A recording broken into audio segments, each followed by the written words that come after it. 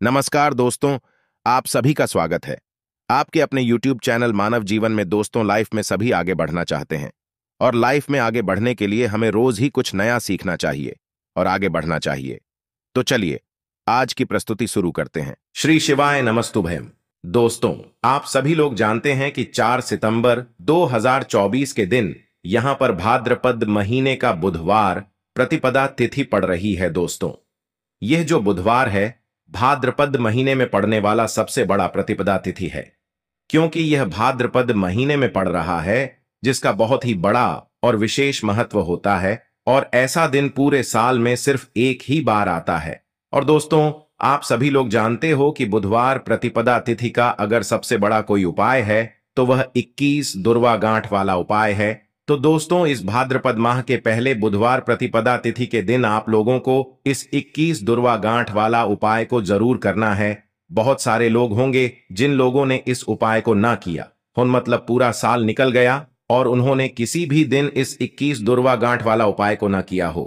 पर दोस्तों, आपके पास एक आखिरी मौका बचा हुआ है, जो कि 4 सितंबर 2024 भाद्रपद महीने का बुधवार प्रतिपदा तिथि के दिन। तो इस दिन आप लोगों को इस वाले उपाय को जरूर कर लेना है, भले ही आपने पूरे साल भर अभी तक इस उपाय को न किया हो। पर अगर आपने इस भाद्रपद महीने के बुधवार प्रतिपदा तिथि के दिन अगर इस वाले उपाय को कर लिया तो आपको इस उपाय को करने का वह फल मिलेगा जिसकी आपने कभी कल्पना भी नहीं करी होगी।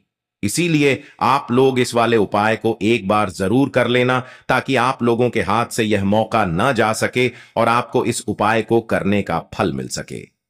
दोस्तों, यह उपाय पंडित जी ने अपनी अभी की ही शिव महापुराण की कथा में बताया है, जिस उपाय को आज हम आपको बहुत अच्छे से समझाने वाले हैं। इस वीडियो को देखने के बाद इस उपाय को समझने के लिए आपको कोई और वीडियो को देखने की जरूरत नहीं पड़ेगी।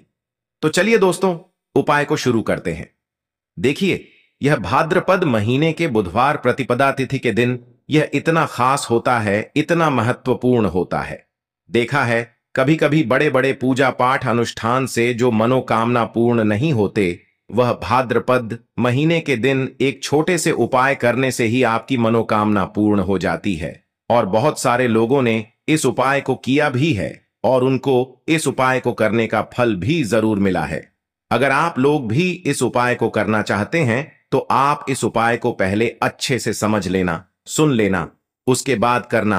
आपको इस उपाय का फल जरूर मिलेगा और इस उपाय को कर लेने से आपके घर में चाहे किसी भी प्रकार की दुख और समस्या क्यों ना चल रही हो, आपको उसका कारण भी नहीं पता है कि भाई ये समस्या किस कारण से चल रही है। उसका कुछ भी कारण हो सकता है, जैसे कि दोष हो सकता है या किसी भी तरह का मंगल दोष भी हो सकता है।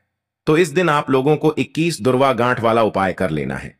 यह एक ऐसा उपाय है जिस उपाय को अगर किसी विशेष दिन पर किया जाए तो भाई उस विशेष दिन का जो है वह तो हमें मिलता ही मिलता है, पर हमने उस दिन पर इस उपाय को किया है तो हमें उससे भी बड़ा फल मिलता है और फल बहुत जल्दी मिलता है, क्योंकि आप इस उपाय को बहुत ही बड़े और विशेष दिन पर कर रहे हो। तो चलिए अब उपाय के बारे में बात करते हैं, लेकिन उससे पहले आप लोगों को यह जानना आवश्यक है कि आखिर यह उपाय किस समय करना है, किसको करना है और कैसे करना है। तो चलिए हम आगे आपको वीडियो में एक एक करके बता देते हैं। लेकिन उससे पहले अगर आप लोग हमारे चैनल पर नए हैं तो हमारे चैनल को सब्सक्राइब कर लेना और इस वीडियो को लाइक करके कमेंट बॉक्स में श्री शिवाय नमस्तुभ्यम ओम नमः शिवाय जरूर टाइप कर देना।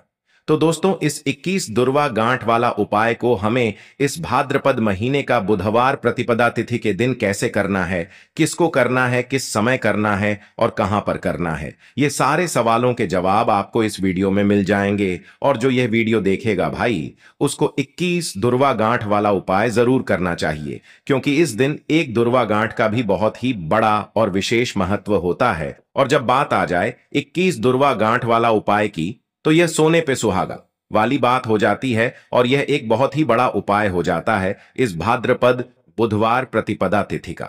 तो अब दोस्तों, इस 21 दुर्वा गांठ वाला उपाय को आखिर करना किसको है, सबसे पहले हम लोग वह बात जान लेते हैं। तो देखो, घर की जो बड़ी माताएं बहनें होती हैं, उन माताओं बहनों में से कोई भी एक बड़ी माता बहन इस वाले उपाय को कर सकती है। और दोस्तों, अगर आप चाहे तो अपने घर में से सभी सदस्यों को भी इस उपाय को करवा सकते हैं। अगर किसी व्यक्ति की खुद की कोई मनोकामना है, खुद की कोई दुख और परेशानी है जो कि वह अपने लिए ही करना चाहता है, इस वाले उपाय को तो वह खुद अपने लिए भी कर सकता है। बाकी अगर कोई घर में से ऐसा है जो कि अपने पूरे घर परिवार की सुख और शांति के लिए यह वाला उपाय करना चाहता है, तो भाई वह भी कर सकता है। उसमें भी कोई दिक्कत वाली बात नहीं है। कहने का मतलब यह है कि इस उपाय को हर एक सदस्य भी कर सकता है और पूरे घर परिवार के सदस्य के लिए घर की बड़ी माताओं बहनों में से कोई एक माता बहन भी कर सकती है। माताएं बहनें अगर घर में उपस्थित ना हो या वह यह वाला उपाय ना कर पा रही हो, तो फिर घर का कोई बड़ा सदस्य भी इस 21 दुर्वा गांठ वाला उपाय को कर सकता है, चाहे फिर वह पुरुष ही क्यों ना हो।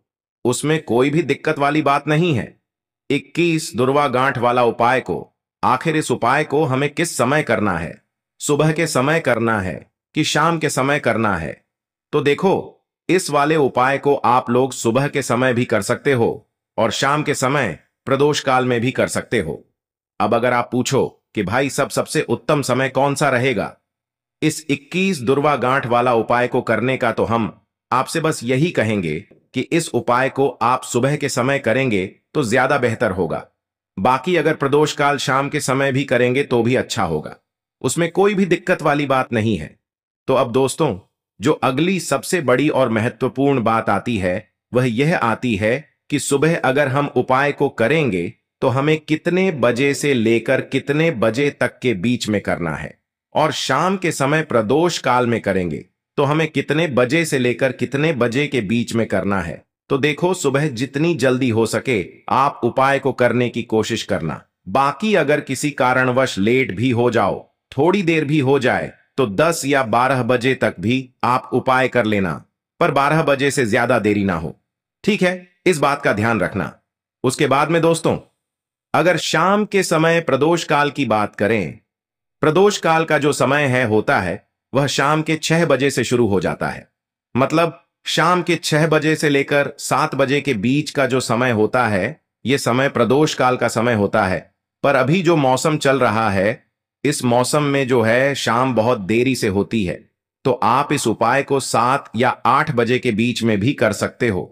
मतलब शाम के 6 बजे से रात 8 बजे के बीच में आप कभी भी इस वाले उपाय को कर सकते हो, उसमें कोई भी दिक्कत वाली बात नहीं है। दोस्तों, आपको बता दें कि बुधवार का जो दिन होता है वह गणेश जी का होता है, और अगर आप अपने जीवन में बहुत ज्यादा दुखों और कष्टों का सामना कर रहे हैं तो आपको बुधवार प्रतिपदा तिथि के दिन सरल से उपाय जरूर करने चाहिए। क्योंकि आपको बता दें, गणेश जी का एक नाम विघ्नहर्ता भी है, और विघ्नहर्ता गणेश अपने भक्तों के सारे विघ्नों को दूर कर देते हैं, उनके जीवन के सारे कष्टों को दूर कर देते हैं। तो अगर आप भी अपने जीवन में बहुत ज्यादा दुखी हैं, या आपके जीवन में कुछ ना कुछ ऐसा होता है कि आपको कष्टों का सामना बहुत ज्यादा करना पड़ता है, चाहे आप धन को लेकर परेशान हैं, या किसी बीमारी को लेकर आप परेशान हैं, या फिर आपके घर में पैसा नहीं रुकता है, या फिर व्यापार आपका अच्छा नहीं चलता है, तो बुधवार से उत्तम दिन दोस्तों हो ही नहीं सकता है। व्यापारियों के लिए, खासकर जो भी व्यापारी हैं, बिजनेसमैन हैं, उनको तो दोस्तों बुधवार प्रतिपदा तिथि के दिन सरल से उपाय करने ही चाहिए। और उन लोगों को भी ने धन से लेकर बहुत ज्यादा समस्याएं आती हैं, या धन को लेकर जो लोग बहुत ज्यादा परेशान रहते हैं, तो चलिए दोस्तों यहां पर हम बात कर लेते हैं सबसे पहले उपाय की। अच्छा, ये जो सबसे पहला उपाय है ये करना है आपको 4 सितंबर 2024 भाद्रपद महीने का बुधवार प्रतिपदा तिथि के दिन यह उपाय करें। तो दोस्तों यहां पर उपाय को करने के लिए लेना है आपको गुड़। जी हां दोस्तों, गुड़ लेना है आपको, और गुड़ का भोग लगाना है आपको। गणपति को यानी गणेश जी को गुड़ का भोग लगाना है। आपके घर के आसपास जहां पर भी गणेश जी का मंदिर हो वहां आपको जाना है और गणेश जी को गुड़ का भोग लगाना है। इतना उपाय यदि आप कर लेते हैं तो गणेश जी के साथ साथ धन की देवी लक्ष्मी जी भी आपसे प्रसन्न होती हैं। हां दोस्तों, अगर आप भी चाहते हैं कि धन से जुड़ी समस्याएं आपके जीवन में हमेशा के लिए समाप्त हो जाएं, तो आपको गणेश जी को गुड़ का भोग जरूर लगाना चाहिए। दोस्तों, यहां पर आप अपने घर में भी गणेश जी को गुड़ का भोग लगा सकते हैं, और अगर घर के आसपास मंदिर है तो मंदिर में भी आप जा सकते हैं। दोस्तों, गुड़ का इतना ज्यादा महत्व होता है गणेश जी की पूजा में कि यदि आप गणेश जी को 7 बुधवार, यानी आप 7 बुधवार जो पढ़ते हैं ना, 7 बुधवार तक आप गणेश जी को अगर गुड़ का भोग चढ़ा करके आते हैं मंदिर में, तो आपकी कोई भी मनोकामना क्यों ना हो, आपकी वो मनोकामना जरूर पूरी होती है। सच्ची श्रद्धा के साथ यदि आप गुड़ का भोग लगा देते हैं गणेश जी को, तो दोस्तों अगर कोई भी बड़ी विशेष मनोकामना है, आपकी यह उपाय करके देख लें। आप 7 बुधवार जैसे ही ये उपाय करेंगे, आपकी मनोकामना पूरी हो जाएगी। तो चलिए दोस्तों जल्दी से बात कर लेते हैं दूसरे उपाय की कौन सा है। वह दूसरा उपाय जो करना है आपको बुधवार के दिन। तो दोस्तों यह जो दूसरा उपाय हम आपको बताने वाले हैं, यह है आपकी हर काम में सफलता के लिए। यानी आप जो भी काम करेंगे, इस उपाय को करने के बाद आपको उस काम में 101 पर सफलता मिलेगी। तो दोस्तों अगर आपके भी काम बहुत ज्यादा बिगड़ते हैं, कुछ भी काम आप करते हैं, आपका वह काम बिगड़ जाता है या पूरा नहीं हो पाता है, कोई भी काम करने की सोच रहे हैं या कोई व्यापार करने की सोच रहे हैं या व्यापार कर रहे हैं, लेकिन आपका व्यापार अच्छे से नहीं चल रहा है ना, तो आपको यह दूसरा वाला उपाय करना है बुधवार के दिन। तो दोस्तों यहां पर लेना है आपको सिंदूर। जी हां दोस्तों, अब आप अपने घर में गणेश जी की पूजा जिस तरह से करते हैं, पूजा आपको उसी तरह से करनी है। और जब आप पूजा कर लेंगे, उसके बाद आपको यह सिंदूर गणेश जी के मस्तिष्क पर लगाना है। और जब यह गणेश जी के आप सिंदूर लगा देंगे, तो आपको गणेश जी के मस्तिष्क से यह सिंदूर थोड़ा सा अपनी फिंगर यानी अपने अंगूठे पर लेना है और अपने माथे पर आपको लगा लेना है। इतना उपाय आप कर लीजिए। इसके बाद आप जो भी काम करेंगे 101 पर आपको उसमें सफलता मिलेगी, कोई भी काम आपका नहीं बिगड़ेगा। दोस्तों इस उपाय को अगर आप कर लेते हैं बुधवार के दिन, दोस्तों कोई भी पूजा पाठ करने से पहले आप सभी जानते हैं कि प्रथम पूज्य जो हैं वो गणेश जी हैं। सबसे पहले उनकी पूजा की जाती है। ऐसे में जब आप गणेश जी के पास जाते हैं अपनी मनोकामना के लिए या अपने दुखों को दूर करने के लिए, गणेश जी आपके हर संकट को दूर कर देते हैं और आपकी बड़ी से बड़ी मनोकामना को पूरा करते हैं। क्योंकि उनका तो नाम ही है विघ्नहर्ता गणेश। सारे विघ्नों को वो आपके जीवन से हर लेते हैं और आपके जीवन को न खुशियों से भर देते हैं। तो चलिए दोस्तों इसी के साथ साथ बात कर लेते हैं अपने तीसरे उपाय की। 21 दूरवा गांठ वाला उपाय आपको कैसे करना है, कौन सा उपाय है जिसके बाद आपकी हर मनोकामना पूरी हो जाएगी। तो दोस्तों यहां पर आपको लेनी है दूरवा घास। अच्छा कितनी घास लेंगे आप? आपको घास के 11 जोड़े बनाने हैं। यानी जो दूरवा घास आप लेंगे, 2 घास को एक जगह इकट्ठा करेंगे, उससे एक जोड़ा बन जाएगा।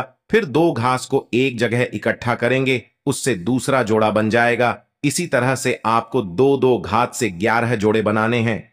ठीक है ना?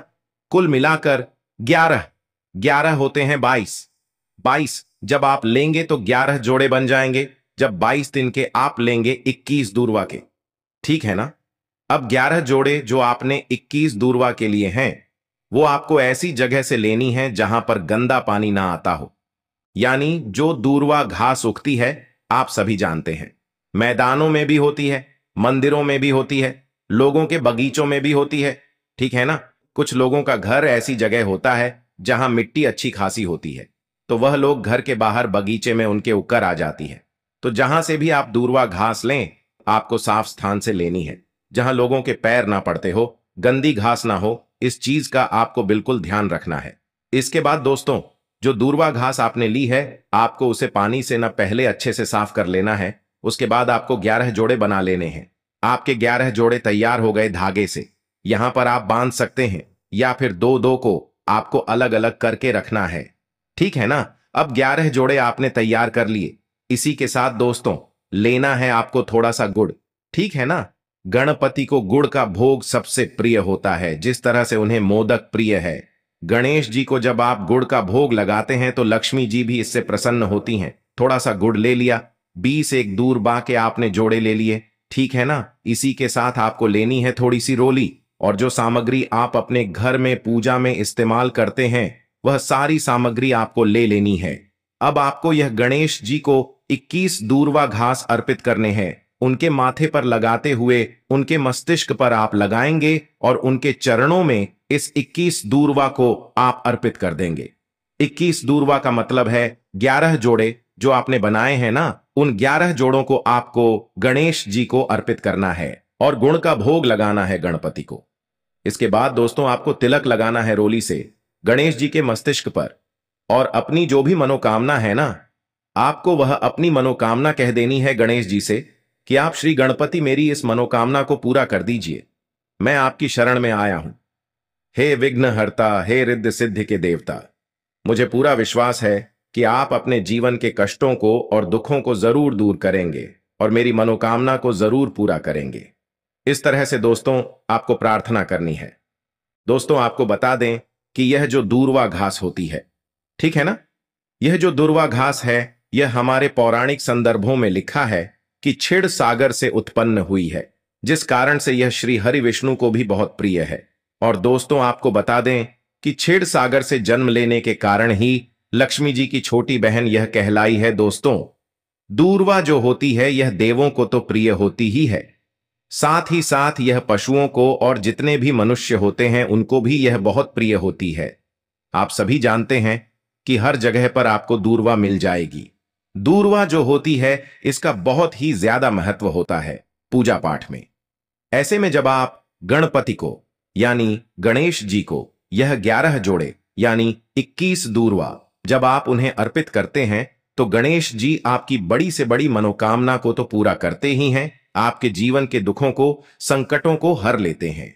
और साथ में जब आप गुण का भोग लगाते हैं तो लक्ष्मी जी भी आपसे अति प्रसन्न होती हैं और कभी भी आपके जीवन में धन की कमी नहीं होने देती है। तो दोस्तों यह थे पूज्य गुरु जी द्वारा बताए गए कुछ बहुत ही खास उपाय। आज के लिए बस इतना ही इस वीडियो में दी गई जानकारी।